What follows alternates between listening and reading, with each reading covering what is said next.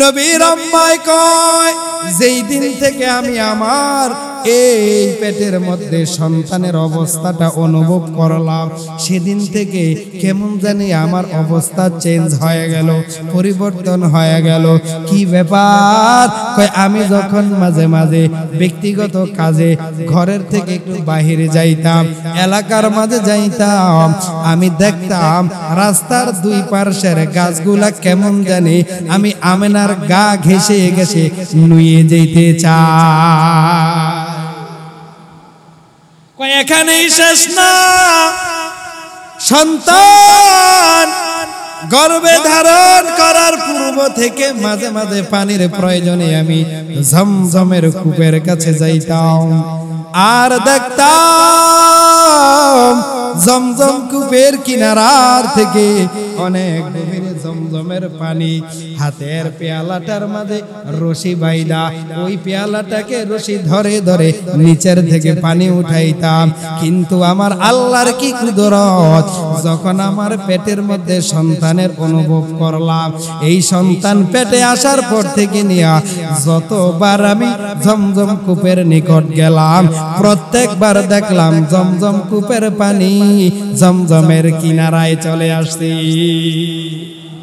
মুহাম্মদ আরবি হায়ওয়া নবী রাস্তে पे हुआ, आलम हुआ उसकी पैदाइश से उजाला, शफीउल उमम हमारा नबी रोज क़यामत शफाअत करेगा अल्लाह के पास गुनाहगार उम्मत, शाफी मुशफ़्फ़ा नामे मोहम्मद अहमद, ये ताअत रो सुन्ना हो तो जिंदगी बर्बाद, ये ताअत रो सुन्ना हो तो जिंदगी बर्बाद। ও নবীর উম্মতের দল, নবী এবার নবীর আম্মার গর্ভের মধ্যে চলে আসলেন। নবীর আম্মায় কয় মুহাম্মদে আমার পেটে আসার পর থেকে দুনিয়ায় আগমন করা পর্যন্ত আমি একটা দিন অনুভব কষ্ট করি নাই, আমার পেটের মধ্যে সন্তান আছে অনুভব করছি, কষ্ট পাই নাই। কেন? আমার আল্লাহ নবীর মাধ্যমে দুনিয়ার জমিনে ইনসাফের বাতি জ্বালাইবেন, যার কারণে নবীর মা নবীকে গর্ভে ধারণ করার সময়টাকেও নবীর মাধ্যমে মাকে একটু বিন্দু পরিমাণ কষ্ট দেয় নাই। দুনিয়ার মানুষ যখন মা বোনেরা গর্ভবতী হয়, পেটের মধ্যে যখন সন্তান হয়, একটু মাঝে মাঝে দুর্বল দুর্বল ভাব, মাথাটা কেমন জানি একটু ব্যথা হয়, কি হয়, এরপরে বমি বমি ভাব। নবীর আম্মায় কয় মুহাম্মদ আমার পেটে যতদিন ছিল একদিনও মাথা ব্যথা হয় নাই, পেটের বেদনা হয় নাই, শরীর দুর্বল হয় নাই। কয় যত দিন যাইতো কেমন জানি আমার শরীরটা দিন দিন শক্তিশালী হয়ে যাইতো। আর জোরে বলেন সুবহানাল্লাহ।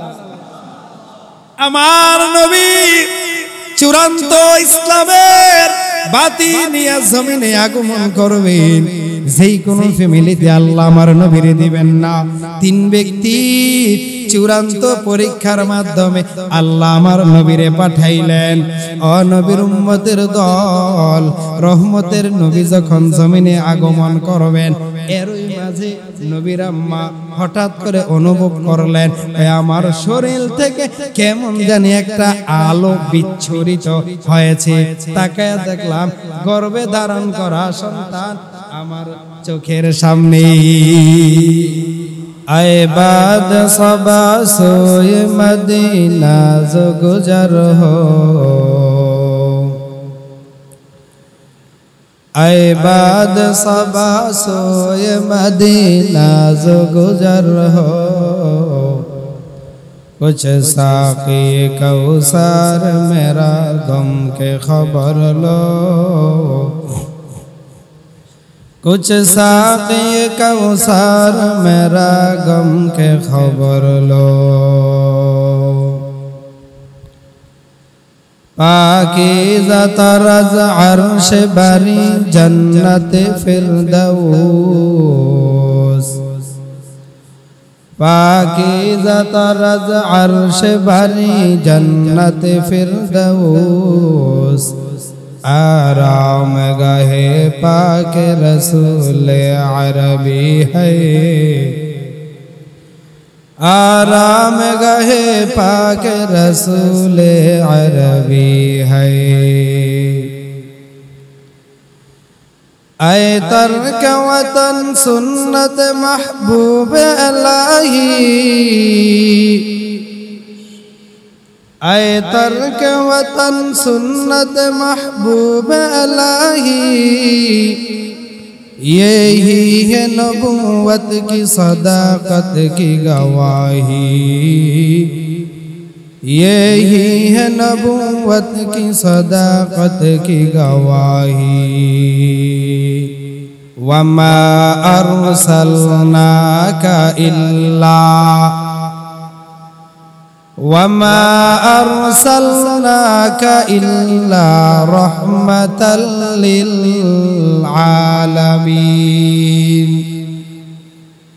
मुहम्मद सल्लल्लाहु अलैहि वसल्लम के अल्लाह दुनियाते प्रेरण करलेन एमन एक रहमत যেই রহমতের জন্য গোটা দুনিয়ার মানুষ বড় পাগল হয়ে যায় এমন একজন নবীকে আল্লাহ পাক আমাদের জন্য হাদিয়া দান করলেন হাদিয়া দিলেন যেই নবীর উম্মত হওয়ার জন্য অতীতের সব নবীরা পর্যন্ত আল্লাহর আদালতে দোয়া করেছে আল্লাহ আপনার কাছে আমরা নবীতি চাই না নবুয়তি চাই না নবী হওয়ার কোনো শখ আমাদের নাই আশা আমাদের নাই তবে আল্লাহ আপনার কাছে একটা আবদার আমার আছে আপনি যদি আমাকে আখিরি নবীর উম্মত বানায়া পাঠাইতেন তাহলে নবুয়তি দেওয়ার কারণে যেই পরিমাণ খুশি আমি হয়েছি আখিরি নবীর উম্মত যদি বানায়া পাঠাইতেন এর চেয়ে লক্ষ গুণ বেশি আমি খুশি হয়ে যাইতাম এমন একজন নবী আল্লাহ পাক আমাদেরকে দান করেছেন যেই নবীর জন্য চাঁদ চন্দ্র পাগল সূর্য পাগল বনের হিংস্র প্রাণীরা পাগল যেই নবীর জন্য সমুদ্রের মাছ বড় পাগল যেই নবীর জন্য জঙ্গলার হরিণীটাও বড় পাগল আমার নবীর জন্য আবু বকর পাগল ওমর পাগল ওসমান পাগল আলী পাগল এমন এক পাগল দুনিয়ার জমিনে আবির্ভূত হয়েছিল যেই বান্দার বাড়িটা ছিল সেই হাবশা এলাকার মাঝে কালো কুসরি বেলাল মদিনার নবীর প্রেমে পড়ে দিশে গে সব কিছু বিলীন করে নিজের আশ্রয়স্থল মদিনা মুনাওয়ারায় বানিয়েছে এমন একজন নবী আল্লাহ আমাদেরকে দান করেছেন যেই নবীকে দুনিয়ায় পাঠানোর পূর্বে আমার আল্লাহ তিনজন ব্যক্তিকে মারাত্মক তিনটা পরীক্ষা নিলেন ওই তিন ব্যক্তির পরীক্ষার মাধ্যমে মুহাম্মদকে দুনিয়ায় পাঠানো যায় কি যায় না এই নির্ণয়টা আমার আল্লাহ কুদরতি ভাবে করলেন এক নাম্বার পরীক্ষার্থী আমার নবীর মুহাব্বতের দাদা আব্দুল মুত্তালিব দুই নাম্বার পরীক্ষার্থী আমার নবীর কলিজার টুকরা বাবা আব্দুল্লাহ তিন নাম্বার পরীক্ষার্থী নবীর গর্ভধারিণী মা হযরত আমেনা তিন ব্যক্তির চূড়ান্ত পরীক্ষার মাধ্যমে আমার আল্লাহ চূড়ান্ত সিদ্ধান্ত নিলেন এই তিন ব্যক্তির পরীক্ষার মাধ্যমে আমি আল্লাহ এদেরকে এমন ভাবে যাচাই বাছাই করলাম আমার তিন ব্যক্তির পরীক্ষার মাঝে শতভাগ নাম্বার পেয়ে তিনজন শতভাগ উত্তীর্ণ হয়েছে আল্লাহ পাক কুদরতি অন্তরে মনস্থ করলেন এদের বংশে আমার প্রিয় হাবিবকে আমি দুনিয়ায় পাঠায়া দিব ইমামুল আউয়ালিনাল আখিরিন বাহরে সাদকা রাহমাতাল লিল আলামিন সাইয়্যিদুল নাইলে খাতমুল মুরসালিন আখিরামত বুয়াদ ফখরুল আউয়ালিন শুদ্ধা ওয়াজুদাস রহমাতাল লিল আলামিন মসজিদে শুদ্ধা হামারো জমিন। আল্লাহ পাক রব্বুল আলামিন তিন ব্যক্তির তিনটা মারাত্মক পরীক্ষার মাধ্যমে আমার আল্লাহ এদেরকে যাচাই বাছাই করলেন।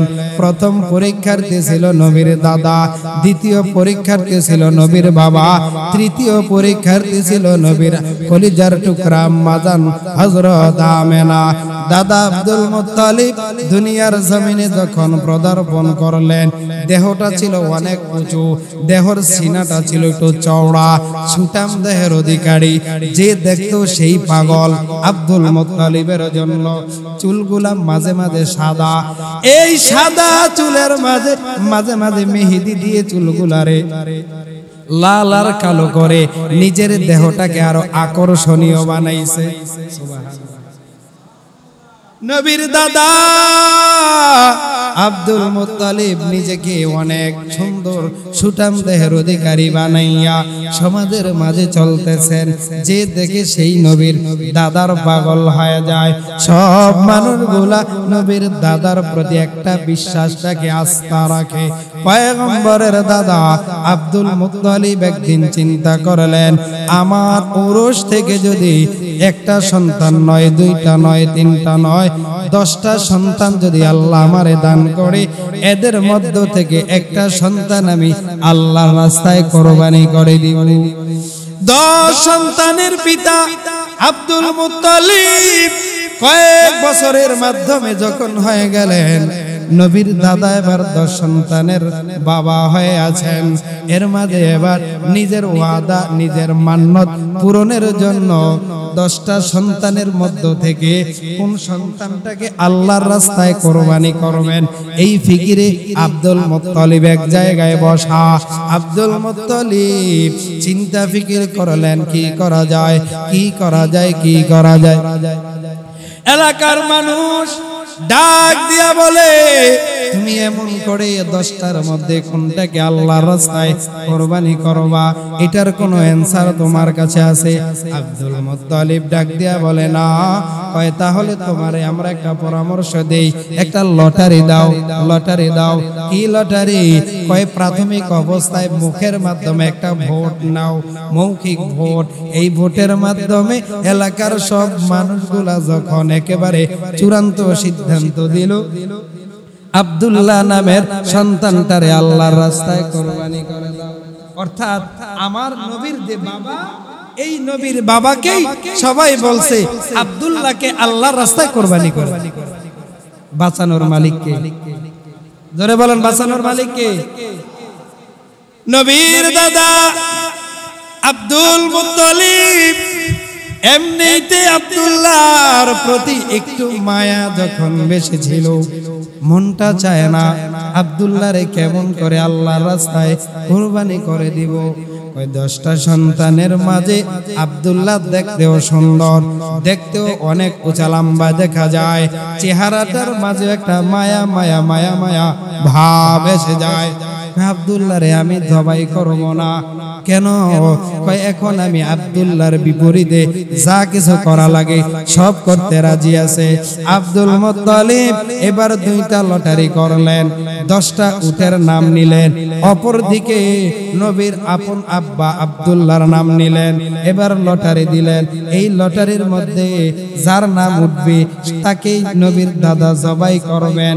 লটারির মধ্যে যদি 10টা উটের নাম চলে আসে, 10টা উট কোরবানি দিবেন। যদি 10 উট না উঠে, নবীর বাবার নাম উঠে, নবীর আব্বাকে নবীর দাদা জবাই করে আল্লাহর রাস্তায় কোরবানি করবেন। এরে নবীর উম্মতের দল, কেমন কঠিন পরীক্ষা! নবীর দাদা এবার তাকায়া দেখলেন লটারির মাধ্যমে নবীর বাবার নাম ওঠে নাই, 10টা উটের নাম উঠে গেল। কি ব্যাপার? নবীর দাদা এবার পেরেশানিতে পড়ে গেলেন। নবীর দাদার লটারির মধ্যে নবীর বাবার নাম যখন চলে আসলো, এমনি তো মায়ার সন্তান, আদরের সন্তান, কলিজার টুকরা সন্তান, নবীর দাদা এটা মেনে নিতে পারে নাই। আমার আদরের সন্তানটাকে যে করেই হোক আমি বাঁচাইব। এরপরে আরো 10টা উট নিলেন, আগের 10টা উট, পরে আরো 10টা উট নিলেন। 20টা উটের নাম দিলেন এক পাশে, নবীর আব্বার নাম দিলেন আর এক পাশে। দ্বিতীয় লটারিতে নবীর আব্বার নাম উঠে গেল। এরপরে কয় না না না, আমার আদরের সন্তানটারে আমি জবাই করতে পারবো না, আরো 10টা উট বাড়ায় দাও। এমন করে করে 9 বারে 90টা উট আব্দুল মুত্তালিব দিলেন। 9 বার নবীর বাবার নাম উঠলো। এরপরেও আব্দুল মুত্তালিব কয় না, জবাই করা যাবে না, কুরবানি করা যাবে না, সামনে আগায়া যাও। সব মানুষ 10 নম্বরে আরো 10টা উট নিয়ে যখন 100 সংখ্যা পূর্ণ করলেন, এবার আবার লটারি দিলেন। এক পাশে 100 উট, অপর পাশে আমার মদিনার মায়ার নবীর আদরের আব্বার নামটা দেওয়া আছে। ওই 10 নাম্বার বার 10মতম যখন লটারি দেওয়া হয়, এবার আর নবীর বাবা আব্দুল্লাহর নামটা উঠে নাই। এবার 10ম নাম্বারে লটারির মধ্যে নাম উঠলো 100 উঠে। বাঁচাইছে কে? আরো জোরে বলেন, বাঁচানোর মালিক কে? ওয়ামাকারু ওয়ামাকারাল্লাহ ওয়াল্লাহু খায়রুল মাকিরিন।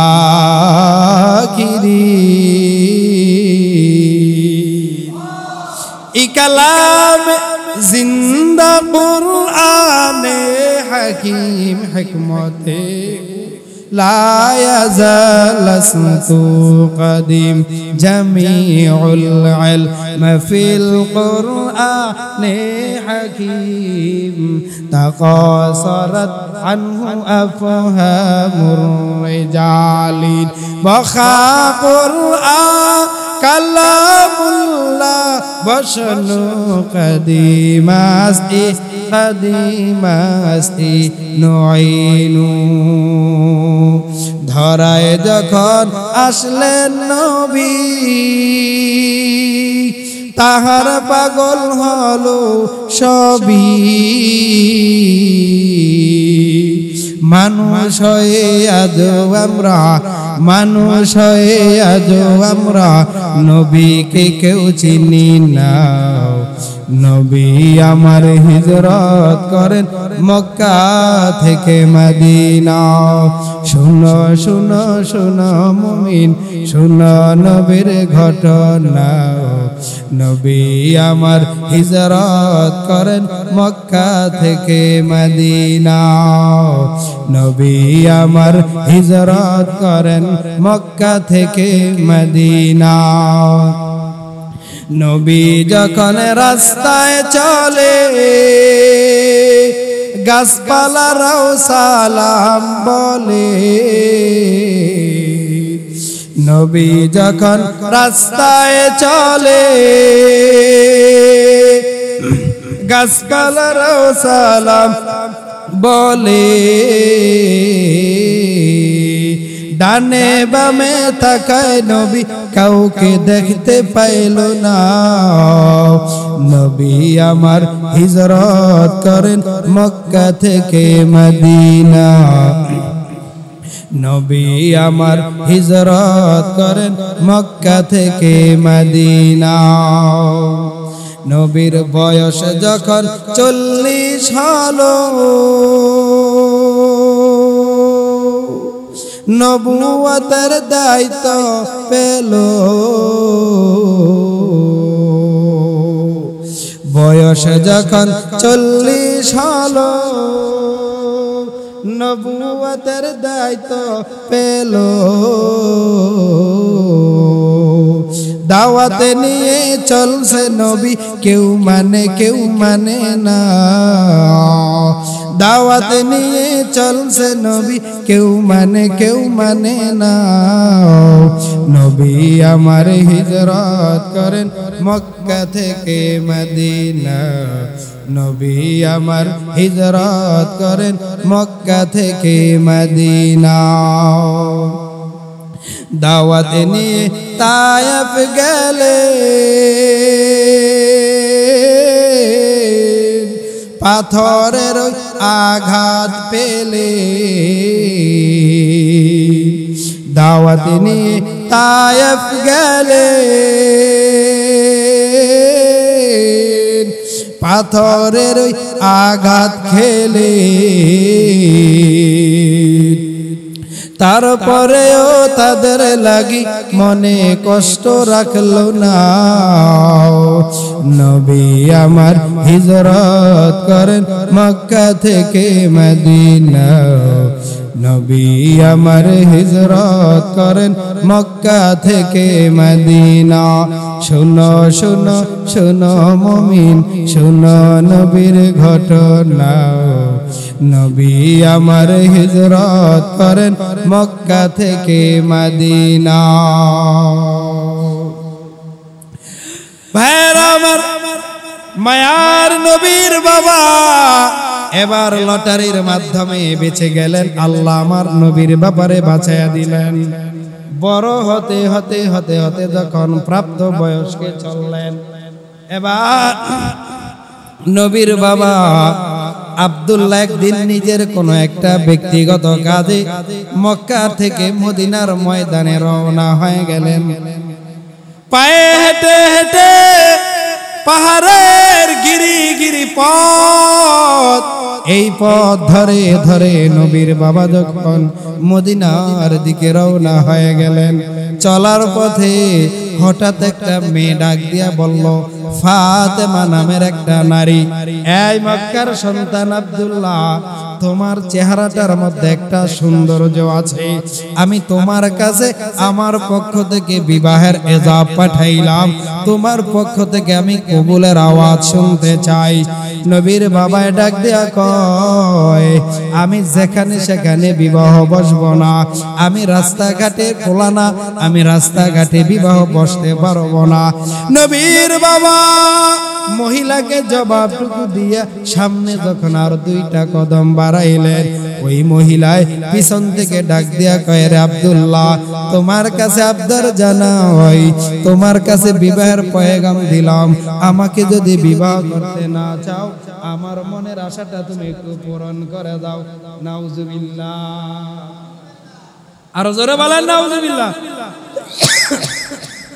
কারণ আমার নবী পবিত্র, আমার নবীর আদর্শটাও বড় পবিত্র, আমার নবী অনেক দামি, নবীর আদর্শটাও অনেক দামি। আমার নবী যত দামি, আমার আল্লাহ নবীকে দামি বংশের মধ্যেই পাঠাইবেন। আব্দুল্লাহ মহিলার জবাব না দিয়া সামনে চলে গেলেন, মদিনার প্রান্তরে চলে গেলেন। ওই অঞ্চলের মাঝে কিছু এলাকার গণ্যমান্য ব্যক্তিরা, এলাকার কয়েকটা বংশের যারা নেতা ছিল, সরদার ছিল, বিচারক ছিল, মাতবর ছিল, ওনারা সবাই আসলেন নবীর আব্বার কাছে। ওই মক্কার জমিন থেকে আব্দুল্লাহ নামের একটা সন্তান আমাদের মদিনায় আগমন করলো। আমাদের বংশের মাঝে প্রাপ্ত বয়স্কা একটা নারী আছে, একটা মেয়ে আছে, দেখতেও চেহারাটার মধ্যে সৌন্দর্য, একেবারে উঁচা লম্বা একটা কন্যা সন্তান। এই মেয়েটা রূপে গুণে সর্বদিক থেকে ফার্স্ট ক্লাস।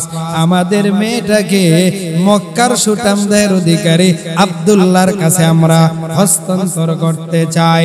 ডাকলো নবীর আব্বাকে, আব্দুল্লাহ এদিকে আসো, আমাদের বাড়িতে আগমন করো।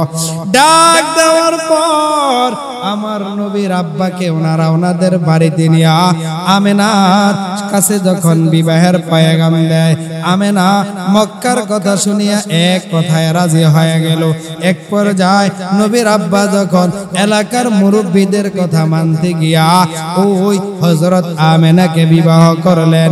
বিবাহ করার পর কেউ বলেন 2 মাস, কেউ বলেন 3 মাস, কেউ বলেন 4 মাস, এতটা দিন সময় পর্যন্ত নবীর আব্বা মদিনাতেই ছিলেন, শ্বশুর বাড়িতে বেড়াইতে আসে। নবীর আব্বা এবার যখন মদিনায় শ্বশুর বাড়িতে চূড়ান্তভাবে বেড়ানো খেলানো শেষ করে মক্কার দিকে রওনা হবে, চলার পথে ওই ফাতেমা নামের নারীটার সঙ্গে আবার রাস্তার মাঝে সাক্ষাৎ হয়ে গেল।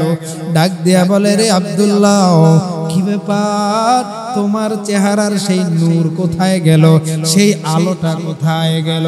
আব্দুল্লাহ ডাক দিয়া কয়, আমি আমার চেহারায় কোনোদিন নূর দেখি নাই, আমি আমার চেহারায় কোনোদিন আলো দেখি নাই।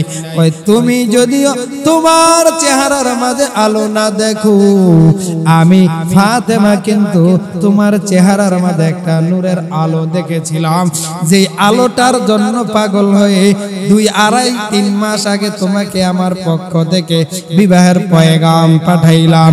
এরে আব্দুল্লাহ, কোথায় গেল তোমার সেই নূর?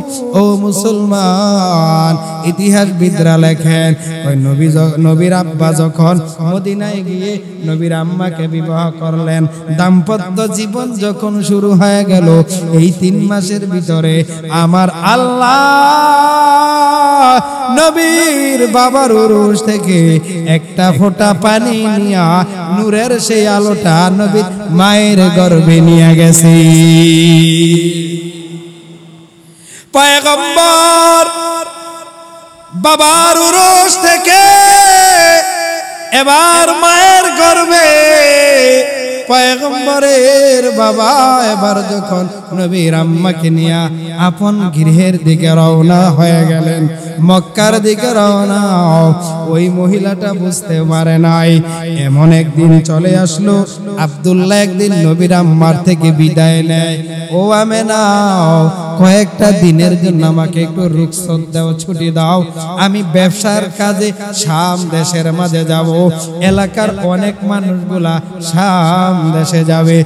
না, চোখের পানি ফালাইয়া কান্না কণ্ঠে ডাক দিয়া বলে, স্বামী আমার, বাবার বাড়ির থেকে তোমার বাড়িতে আসলাম, অল্প কয়েকটা দিন মাত্র অতিবাহিত হলো, স্বামী গো, এর মাঝে আবার তুমি বিদায় নিয়ে চলে যাও, দাম্পত্য জীবনটা কি এখানেই শেষ?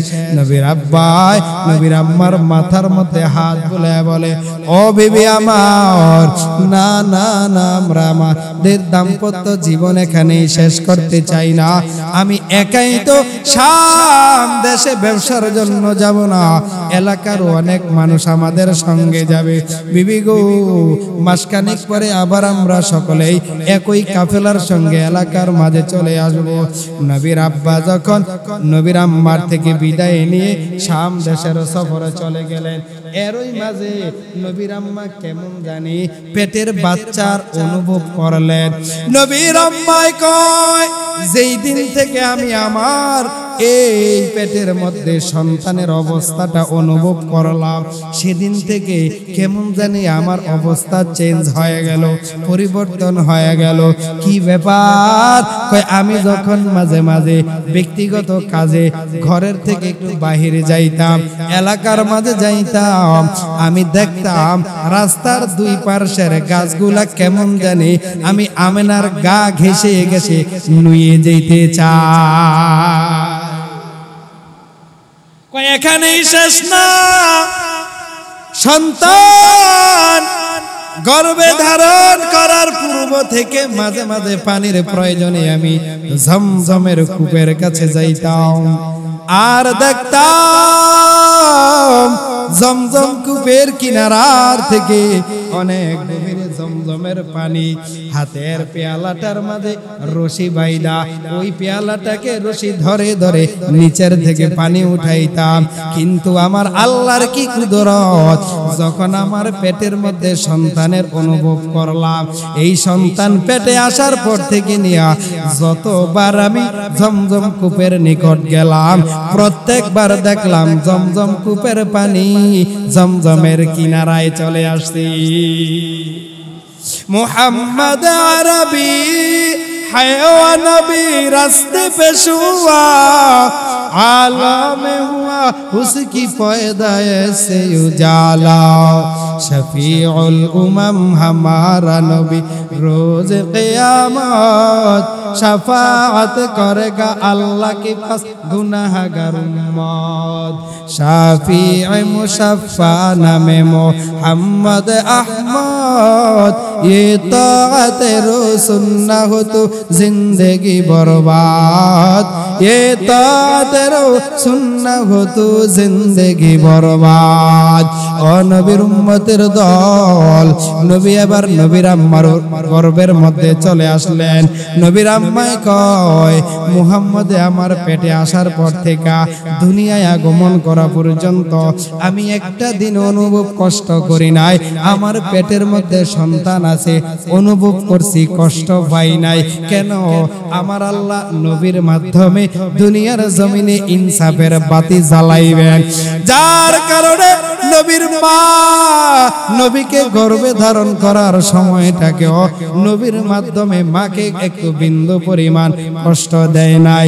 দুনিয়ার মানুষ যখন মা বোনেরা গর্ভবতী হয়, পেটের মধ্যে যখন সন্তান হয়, একটু মাঝে মাঝে দুর্বল দুর্বল ভাব, মাথাটা কেমন জানি একটু ব্যথা হয় কি হয়, এরপরে বমি বমি ভাব। নবীর আম্মায় কয় মুহাম্মদ আমার পেটে যতদিন ছিল একদিনও মাথা ব্যথা হয় নাই, পেটের বেদনা হয় নাই, শরীর দুর্বল হয় নাই। কয় যত দিন যাইতো কেমন জানি আমার শরীরটা দিন দিন শক্তিশালী হয়ে যাইতো। আর জোরে বলেন সুবহানাল্লাহ।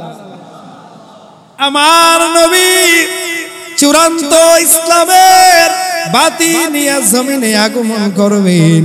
যেই কোন ফ্যামিলিতে আল্লাহ আমার নবীরে দিবেন না, তিন ব্যক্তি চূড়ান্ত পরীক্ষার মাধ্যমে আল্লাহ আমার নবীরে পাঠাইলেন। ও নবীর উম্মতের দল, রহমতের নবী যখন জমিনে আগমন করবেন, এরই মাঝে নবীর আম্মা হঠাৎ করে অনুভব করলেন আমার শরীর থেকে কেমন জানি একটা আলো বিচ্ছুরিত হয়েছে। তাকায় দেখলাম গর্ভে ধারণ করা সন্তান আমার চোখের সামনে। দুনিয়ার মা বোনেরা কত কষ্ট পায়, যেই কষ্টের কথা কিয়ামত পর্যন্ত বর্ণনা দেওয়া যাবে না। মা বোনদের প্রসব বেদনার কথা। এ সন্তান, আজকে তুমি একটু মনে মনে ভাববা, তোমার মা তোমাকে 10টা মাস পেটের মধ্যে ধারণ করলো। ওই পেটের মধ্যে যখন তুমি আসলাও ঠিক মতো খাইতে দাও নাই। তোমার মা খাইতে গেল, তুমি পায়ের আঘাত করে মাকে ব্যথা দিয়েছ। তোমার মা আরামে ঘুমাইতেও পারে নাই, তোমার মা আরামে বসতেও পারে নাই। তোমার দুনিয়ায় আগমনের পূর্ব মুহূর্তে তোমার নানু, তোমার দাদু, তোমার এলাকার অনেক মহিলারা তোমার মায়ের পাশে দাঁড়ানো ছিল। গর্ভবতী মা বোনেরা একেবারে সন্তান প্রসব হওয়ার পূর্ব মুহূর্তে কেমন জানি মনে করে দুনিয়ার থেকে হয়তো বা বিদায়। এই সন্তান জন্ম দিতে গিয়ে বুঝি আমার আজকে চূড়ান্ত বিদায় নিয়ে যেতে হবে। একবার স্বামীকে ডাকে আর স্বামীর হাত ধরে বলে, ও স্বামী আমার, তোমার সংসারে আসার পর কত কষ্ট তোমাকে দিয়েছি, তোমার কাছে আমি ক্ষমা চাই, আমাকে তুমি মাফ করে দাও। স্বামীটা বারবার স্ত্রীর হাতে ধরে ধরে সান্ত্বনা দেয়, ও বিবি আমার, কোনো টেনশনের কারণ নাই, আমি তোমার পাশে আছি। বিবি ডাক দিয়া কয়, রে স্বামী, তুমি আমারে সান্ত্বনা দিবা, আমার মা আমাকে সান্ত্বনা দিবে, আমার শাশুড়ি আমাকে সান্ত্বনা দিবে রে স্বামী, কিন্তু সন্তান প্রসবের বেদনা এটা কেউ আমার থেকে নিতে পারবে না। স্বামী এবার বিবিকে জড়ায়া ধরে বলে, ও বিবি আমার, কষ্ট পেও না, সন্তানের জন্য একটু কোরবানি করো। মা বোনেরা সাবধান, আদরের কলিজার টুকরা সন্তান যেন বেয়াদব হয়ে না যায়। আদরের কলিজার টুকরা সন্তান যেন দুনিয়ায় আসার পর গজবে পরিণত না হয়।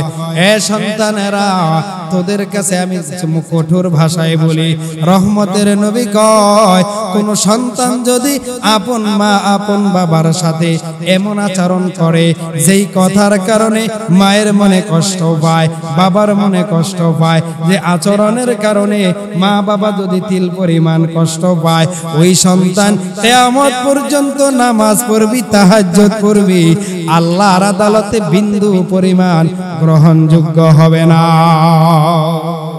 কথা কয় না ভাইরা আমার, 10টা মাস মা আমাদেরকে পেটে ধারণ করলেন, ওই মা বুঝে সন্তান ধারণের কষ্ট, ওই মা বুঝে সন্তান প্রসব বেদনার কষ্ট। সারা দুনিয়ার সব কষ্ট মা মেনে নিতে পারে না, সন্তানের জন্য এই প্রসব বেদনার কষ্টটা মেনে নেয়। এরে নবীর উম্মতের দল, মদিনার নবী জানায় দেয়, কোন সন্তান যদি মায়ের চেহারার দিকে একটা বার সুন্দর হাসি দিয়া নজর দাও, আল্লাহ পাক তোমার আমল নামায় একটা কবুল হজের সওয়াব দান করবে। আর কিছু মানুষ সমাজে তাকাইলে দেখা যায় মা সন্তানের আচরণে নিরুপায় হয়ে যায়, সন্তানের ব্যবহার মা সহ্য করতে পারে না। এ সন্তান, তুমিও কিন্তু সন্তানের মা, তুমিও কিন্তু সন্তানের বাবা। তবে তোমার যখন সন্তানগুলা বড় হবে, আজকে তুমি যদি তোমার মাকে একটা ধমক দাও, তুমি যখন বৃদ্ধা হবা, তোমার সন্তান তোমার উপর চড়াও হবে। কারণ এই দুনিয়ায় এমন একজন ব্যক্তি আছে, যেই ব্যক্তি মাত্র দোয়া করতে দেরি হয়, আমার আল্লাহ কবুল করতে দেরি করে না। ও মুসলমান, আমার ব্যক্তি জীবনের অভিজ্ঞতার থেকে বলছি, বিশাল বড় একটা বিপদে 2014 সালে পড়েছিলাম। রাত্র তখন 3টা থেকে 3:30। এই যে ঢাকার মদনপুর এলাকার মাঝে রাত্র 3:30টায় মারাত্মক বিপদে আমি পড়েছিলাম। যেমন বৃষ্টি এমন বাতাস, এলাকা পুরা অন্ধকারচ্ছন্ন, এলাকার মাঝে কোনো আলো নাই, বাতি নাই। রাত্র 3টা, মাকে আমি একটা মোবাইল করলাম, আম্মা জান, আমি তো হঠাৎ করে বিপদে পড়ে গেলাম, আমার মা পাগল পারা হয়ে গেছে। কি ব্যাপার বাবা, এত রাত্রে তুমি বিপদে কেন? আমি বললাম, মা, ঘটনা বর্ণনা দেওয়ার সময় নাই, জায়নামাজ বিছায় আগে দোয়া শুরু করে দাও। এ মুসলমান, মসজিদ আল্লাহর ঘর, পবিত্র জায়গায় বসে কথাটা বলতেছি, বিশ্বাস করার জন্য বলতেছি। আমার মা আমার জন্য দোয়া করতে দেরি হয়, আমার আল্লাহর কুদরতি নুসরত আমার জন্য আসতে দেরি হয় না। খেদমতে মা দর পে দর কুন, সুবহ শাম তাকে বাসি, দর্দ আলম নয়ে কো নাম খেদমতে মা, দর পে দর কুন ইখতিয়ার, তাকে বাসি দর্দ আলম বখতিয়ার। রহমতের নবী আমার মায়ের গর্ভে যতদিন ছিলেন বিন্দু পরিমাণ মাকে কষ্ট দেয় নাই, দুনিয়াতে আসার পরেও মাকে কোনোদিন কষ্ট দেয় নাই। নবী চলতে যখন 4 বছর বয়সে চললেন, নবী আমার বিকেল বেলা এলাকার মাঠের মধ্যে গেলেন, এলাকার সব সহপাঠীরা খেলাধুলা করে, আমার নবী খেলাধুলা করে না। আর তুমি নবীর আদর্শের উম্মত হইয়া খেলোয়াড় আর্জেন্টিনা ব্রাজিলের সাপোর্টার করে তুমি মুসলমানিত্বের সঙ্গে বিশ্বাসঘাতকতা করতেছো। মুসলমান যুবক, মুয়াজ্জিনের আযানে তোমাকে ফজরে নামাজের জন্য আনতে পারে না। আমেরিকা বলো, আর্জেন্টিনা বলো, ব্রাজিল বলো, ফ্রান্স বলো, বড় বড় ইউরোপ কান্ট্রির ফুটবল খেলা দেখার জন্য শুধু ফজর না, সারা রাত যুবকরা সজাগ থাকতে পারে, কথা কয় না? এরকম সন্তান আছে না? তুমি মুসলমান, লজ্জা থাকা দরকার। যারা হাফ প্যান্ট পরে হারাম হারাম হারাম, পুরুষের দাইমি ফরজ, অল টাইম ফরজ, পায়া নাভি থেকে হাঁটু পর্যন্ত ঢেকে রাখা, এটা ফরজ। অথচ তোমার মতো মুসলমানের সন্তান বাইকের মধ্যে যখন উঠো প্যান্টটা শর্ট হয়ে যায়, ফুটবল খেলতে যখন যাও তখন প্যান্ট শর্ট হয়ে যায়, রাস্তাঘাটে যখন চলো ফুল প্যান্ট হাফ প্যান্ট হয়ে যায়। আল্লাহ জানে কোন দিন জানি এই প্যানের নিচের প্যান্ট পরে আমগো দেশে হাঁটা শুরু করে। বেশি দেরি নাই, হয়ে গেছে, কাছাকাছি চলে আসছে। এই জন্য ভাইয়েরা আমার, মায়ার নবী খেলাধুলা করে না, সহপাঠীরা সবাই খেলার মাঠে খেলাধুলা করে। নবী আমার মাঠের এক কোণায় বসে আছেন, অপেক্ষমান। সন্ধ্যা যখন চলে আসবে বন্ধুদের সঙ্গে আবার বাড়িতে চলে যাবেন। সন্ধ্যা ঘনিয়ে আসার পূর্বক্ষণে নবী তাকায়া দেখে এক একটা সন্তানের বাবা এসে এসে সন্তানগুলারে আদর করে চুমু খেয়ে কোলে নিয়ে বাড়িতে চলে যায়। এক এক করে যাইতে যাইতে যাইতে যাইতে সব বন্ধুরা চলে গেল, কেউ বাবার কোলে, কেউ মায়ের কোলে, কেউ ভাইয়ের কোলে। রহমতের নবী আমার এবার একবার ডানে তাকায়, একবার বামে তাকায়। এই বন্ধুদের বাবাই সেদেরকে কোলে নিয়ে বাড়িতে নিয়ে গেল। আমার বাবাই কই? আমারও তো বাবার কোলে উঠতে মনে চায়। ও নবীর উম্মতের দল, মায়ার নবী এবার মাঠের কর্নারে দাঁড়ায়া চোখের পানি ফালায়া কান্না করলেন। আর ডানে বামে তাকায়, রাস্তার দিকে তাকায় আছে। আমার আব্বু তো আসবে, আমারে কোলে নিবে, আমিও বাবার কোলে উঠে কাঁদে উঠে আমি আমার বাসায় যাব, আম্মুর কাছে যাব। একবার যে সন্ধ্যা ঘনিয়ে আসলো, নবী তাকে দেখে নবীর বাবা নাই, কেউ নবীর নিতেও আসে না। ওইদিকে নবীর আম্মা হযরত আমেনা এলাকার মধ্যে পাগলের মতো হয়ে গেল। শিশু কলিজার টুকরা সন্তান মুহাম্মদ কোথায়? যারে পায় তারই জিজ্ঞাসা করে, আমার এতিম সন্তান মুহাম্মদ রে দেখছো নাকি? ডাক দিয়া কয়, মুহাম্মদ নামের কাউকে আমরা চিনি না, তবে মাঠের কোনায় দেখছি একটা শিশু সন্তান আব্বু আব্বু বলে কান্না করতেছে। নবীর আম্মা একটা দৌড় দিয়া মাঠের কিনারায় গিয়া সন্তান আন্দা করে ধরে বলে, ও বাবা কেন কান্না করো?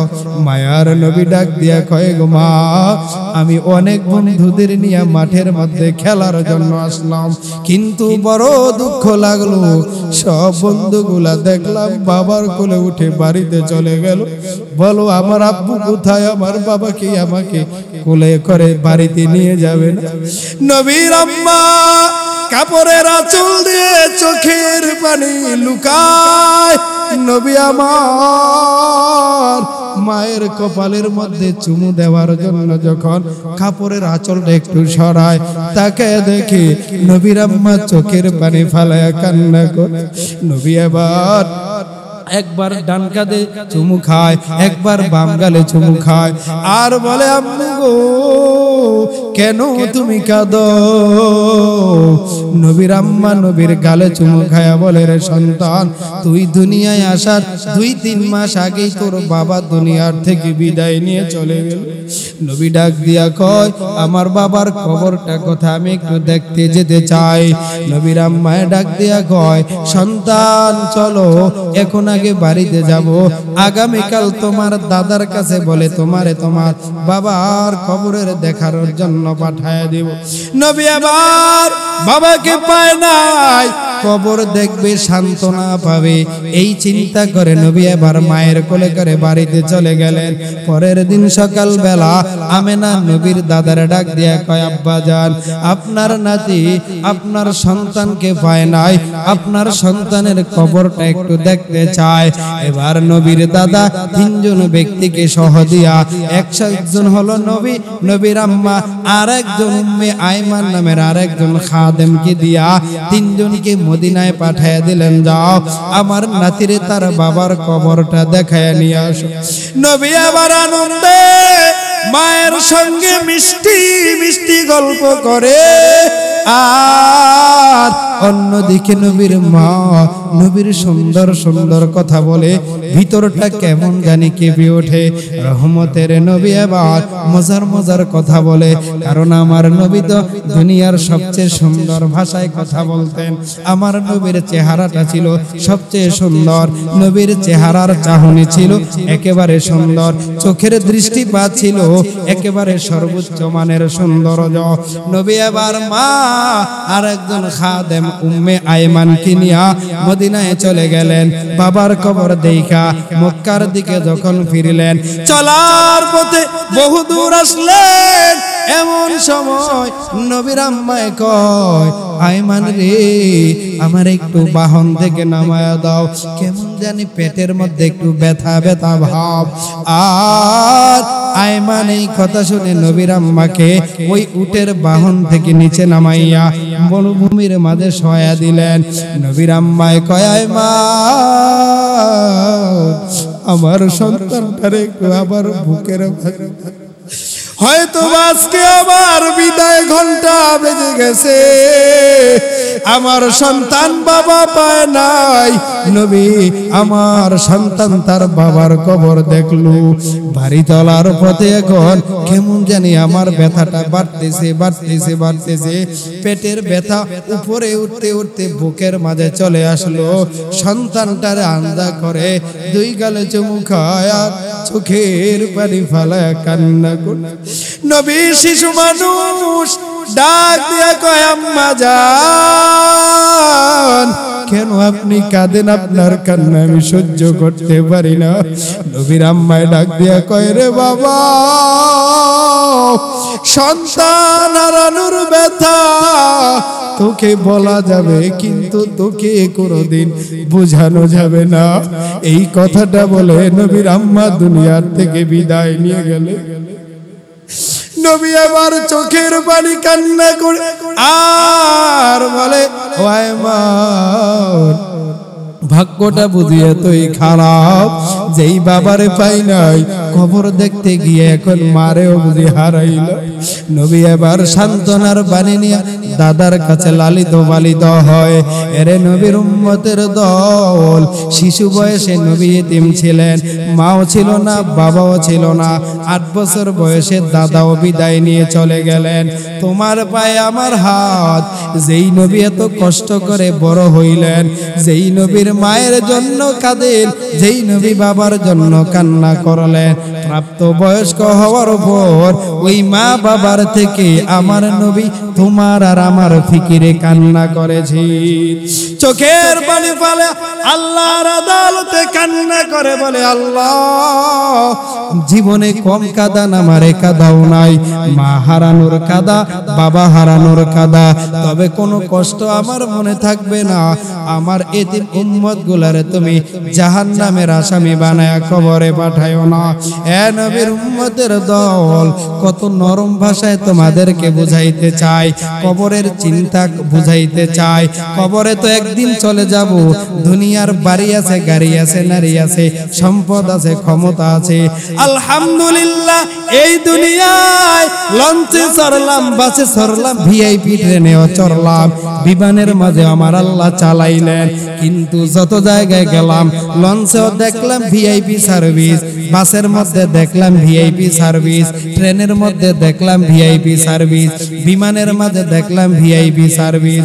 ও টাকাওয়ালা, বাড়িওয়ালা, গাড়িওয়ালা ভাইয়েরা, আপনাদেরকে বোঝানোর জন্য বলি, কিন্তু এই দুনিয়ার থেকে যখন যাইবেন, কবর জীবনে যখন চলে যাইবেন, ওই কবরে কিন্তু ভিআইপি কোনো সার্ভিস নাই। ধনীওয়ালার 3 কাপড়, একেবারে গরিব জীর্ণ শীর্ণওয়ালারও 3 কাপড়, সুন্দর মানুষের 3 কাপড়, কালো মানুষের 3 কাপড়। যেই মানুষ 3 বেলা গরুর মাংস দিয়া খায়, বিদায় বেলা তারও 3 কাপড়। যেই বেলা 3 বেলা যেই মানুষের কাছে হাত পেতে পেতে 3 বেলা খাইতে হয়, গরিব মানুষ সেও কিন্তু 3 কাপড় নিয়ে যাবে। কবরে তো যাইতে হবে, দুনিয়ায় থাকার কোনো সুযোগ নাই। নবীকে চিনো, নবীর আদর্শের মালাটা গলায় নাও। তুমি যদি নবীর মুহাব্বতে দাড়িটাকে লম্বা বানা দাও, কিয়ামতের ময়দানে নবী তোমাকে ধরে জান্নাতের মেহমান খানায় ঢুকায়া দিবি।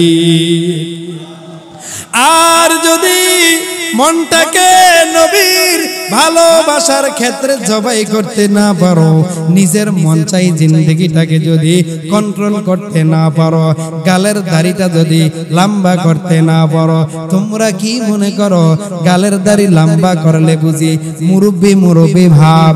ও ভাই, মুরব্বি মুরব্বি তো তারাই হয় যাদের জন্য আল্লাহর সম্মান বরাদ্দ হয়। আমার আল্লাহ তোমার গালে দাড়ি দিল, তোমার মায়ের গালে দাড়ি দেয় নাই, তোমার বোনের গালে দাড়ি দেয় নাই। তুমি কেন দাড়িটাকে কাইটা আমার আল্লাহর আদালতে আসামির কাঠগড়ায় দাঁড়ানোর চিন্তা করো? নবীর আদর্শের উপর কেন তুমি বারবার ছুরি চালাও? তোমার পায়ে আমার হাত, একটু মনটাকে বুঝাও। এই দুনিয়া কিছুই না, বাড়ি কিছুই না, গাড়ি কিছুই না। তোমার কত টাকা, কোটিপতিরাও ওই যে যমুনা কোম্পানির মালিক, গত কয়েকদিন আগে বাংলাদেশের সিটি কোম্পানির মালিক দুনিয়ার থেকে বিদায় নিয়ে চলে গেল। কি পরিমাণ সম্পদ নিজেরাও জানে না। যাওয়ার বেলায় 2টা হাত খালি চলে গেল, 3টা কাপড় নিয়ে গেল। তোমার আমার একই অবস্থা হবে। এরে নবীর উম্মতের দল, সপ্তাহের জুমার বয়ানগুলা শুধুমাত্র দিনের জন্য করা হয়, আমলের জন্য করা হয়, কাংশ করার জন্য বয়ান না, একমাত্র মানুষকে শোনানোর জন্য বয়ান না। আল্লাহর মুহাব্বতে বয়ান করতে হবে, বলতে হবে, শুনতে হবে। তোমাদের পায়ে হাত রেখে বলি, নবীর সুন্নতের মালাটা গলায় নাও, তোমার জীবনটা আমার আল্লাহ সুন্দর করে দিবেন। দুনিয়ার কোন মানুষ যদি নবীর আদর্শের সুন্নতের মালাটা নেয়, নবী বলেন, ক্বালান নবিয়্যু সাল্লাল্লাহু আলাইহি ওয়া আলিহি ওয়া সাল্লাম, মান আহাব্বা সুন্নতি ফাকাদ আহাব্বানি ওয়া মান আহাব্বানি কানা মাই ফিল জান্নাহ। জোরে জোরে বলেন সুবহানাল্লাহ।